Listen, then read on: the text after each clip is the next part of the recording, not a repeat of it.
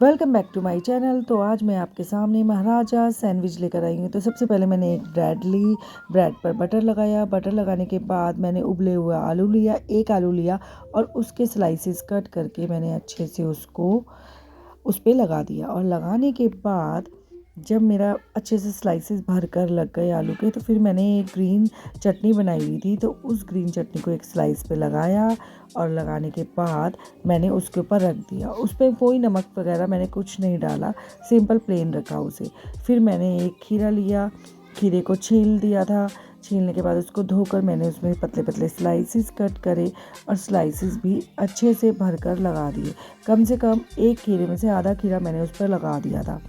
लगाने के बाद फिर मैंने एक स्लाइस लिया और उस पर शेजवान चटनी जो है वो लगाया और उसको अच्छे से स्प्रेड कर दिया, फैला दिया ब्रेड पर। और लगाने के बाद फिर मैंने उसमें चाट मसाला डाला। चाट मसाला डालने के बाद मैंने चिली फ्लेक्स डाले। चिली फ्लेक्स डालने के बाद मैंने ऑरिगेनो डाला।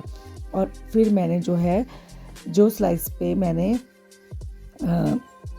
शेजवान चटनी लगा रखी थी तो उससे कवर कर दिया। और कवर करने के बाद फिर मैंने जो है एक प्याज ली और प्याज के पतले पतले जो है स्लाइसेस डाले। और स्लाइसेस जो है लगाने के बाद पहले मैंने बिल्कुल बारीक बारीक जो है स्लाइस लिए और स्लाइस को अच्छे से लगा दिया। लगाने के बाद फिर मैंने एक टमाटर लिया और उससे पहले जो है मैंने प्याज पर चाट मसाला डाला। चाट मसाला डालने के बाद फिर मैंने एक टमाटर लेकर टमाटर के पतले पतले स्लाइसेस जो है वो कट किए। और कट करने के बाद मैंने 3 ही स्लाइस डाले, क्योंकि मेरा काफ़ी बड़ा टमाटर था तो मैंने उसको 3 स्लाइस लगा दिए। और उसके बाद मैंने एक चीज़ क्यूब लिया और चीज़ क्यूब को अच्छे से ग्रेट कर कस कर उस पर लगा दिया। और लगाने के बाद मैंने एक स्लाइस लिया चीज़ का और वो भी लगा दिया। लगाने के बाद फिर मैंने एक ब्रेड पर फिर से ग्रीन सॉस अप्लाई किया, मतलब लगाया।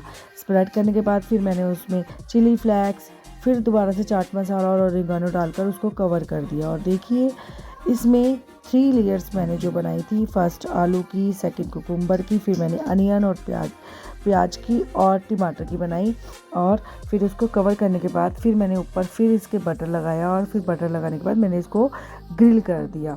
मेरे पास ग्रिलिंग जो था करने का था, अगर आपके पास नहीं हो तो सैंडविच वाला भी आता है, तो आप उसमें भी बना सकते हैं। और उसमें बनाने के बाद देखिए मैंने इसको हाफ़ कट कर लिया है। और हाफ़ कट करने के बाद फिर मैंने इसको 4 पीसेस बनाए हैं। और 4 पीसेस बनाने के बाद देखिए कुछ इस तरह से लग रहा है। और ये इतना टेस्टी था, बच्चों को आप मॉर्निंग में बनाइए और इनको लंच में दीजिए। बच्चे बड़े शौक से खाएंगे और पूरा फिनिश करके आएंगे। इससे वो वेजीज भी खाएंगे और उनको अच्छा भी लगेगा। तो नए नए टेस्ट जो है वो ज़रूरी होता है बच्चों के लिए करवाना। तो आप बताइएगा आपको मेरी